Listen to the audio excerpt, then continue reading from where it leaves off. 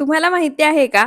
कमी साहित्यात, कमी मसाल्यात आणि अगदी झटपट तयार होणारी ही मटकीची भाजी बनवून तुम्ही घरच्यांना खाऊ घातली ना, तर घरचे तुमचं कौतुक केल्याशिवाय राहणार नाहीत. पण त्याआधी रेसिपी व्हिडिओ सेव्ह आणि शेअर करून ठेवा आणि व्हिडिओ थोडासा जरी आवडला असेल, तर चॅनलला सबस्क्राईब करायला विसरू नका. सर्वात आधी गॅसवर कढई गरम करायला ठेवली आहे. 2 मोठे चमचे तेल घालायचं. तेल गरम झालं की अर्धा चमचा जिरे आणि 1 चमचा ठेचलेला लसूण घालायचा आणि लसणाला सोनेरी रंग येईपर्यंत लसूण परतून घ्यायचा. त्यानंतर यामध्ये एक मध्यम आकाराचा कांदा मी बारीक चिरून घेतलाय. तो चिरलेला कांदा घालायचा. 10 ते 12 कढीपत्त्याची पानं घालायची आणि आता कांद्याला सोनेरी रंग येईपर्यंत कांदा परतून घ्यायचा. कढीपत्ता कांद्यासोबतच घालायचा म्हणजे त्याचा फ्लेवर आणि सुगंध छान भाजीत उतरतो आणि त्यासोबतच कढीपत्ता करपत सुद्धा नाही. तर इथे पहा कांदा छान सोनेरी रंग येईपर्यंत मी परतून घेतलाय. त्यानंतर आता यामध्ये अर्धा चमचा हळद आणि 1.5 चमचा कांदा लसूण मसाला घालायचा. तुम्ही तुमच्या जवळचा कोणताही साठवणीतला मसाला या ठिकाणी वापरू शकता. त्यानंतर एक चिरलेला टोमॅटो घालायचा आणि आता हे सर्व साहित्य टोमॅटो छान मऊसूद होईपर्यंत मध्यम आचेवर परतून घ्यायचं. तर इथे पहा टोमॅटो छान मऊसूद होईपर्यंत सर्व साहित्य मी मध्यम आचेवर परतून घेतलं आहे. तुम्ही या ठिकाणी मसाल्याचा रंग सुद्धा पाहू शकता.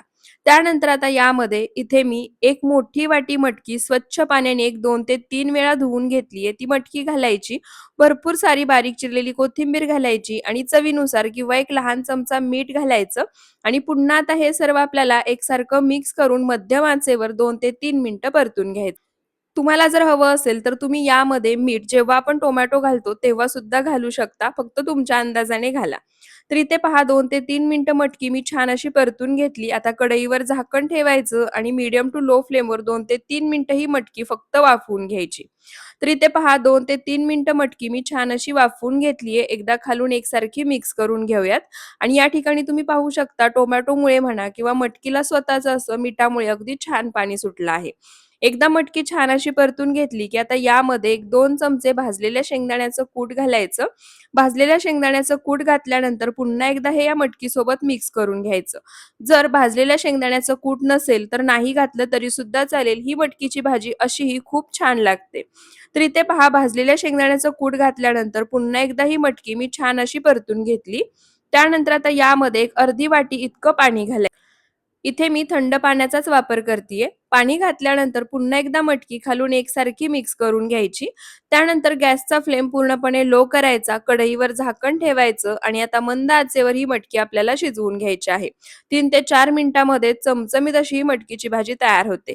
तर इथे पहा एक 3 ते 4 मिनिटं मंद आचेवर भाजी मी शिजवून घेतली. झाकण काढायचं आणि मस्त अशी ही भाजी सर्व्ह करायची. इथे तुम्ही मटकी सुद्धा पाहू शकता अगदी छान शिजली आता यामध्ये बारीक चिरलेली कोथिंबीर घालायची आणि गरमागरम चपाती, भाकरी किंवा भातासोबत ही मटकीची भाजी सर्व्ह करायची. तुम्ही सुद्धा एकदा या पद्धतीने ही मटकीची भाजी नक्की बनवून पहा. व्हिडिओ आवडला असेल तर व्हिडिओला जास्तीत जास्त शेअर करा, एक लाईक नक्की करा आणि चॅनलला सबस्क्राईब करायला विसरू नका.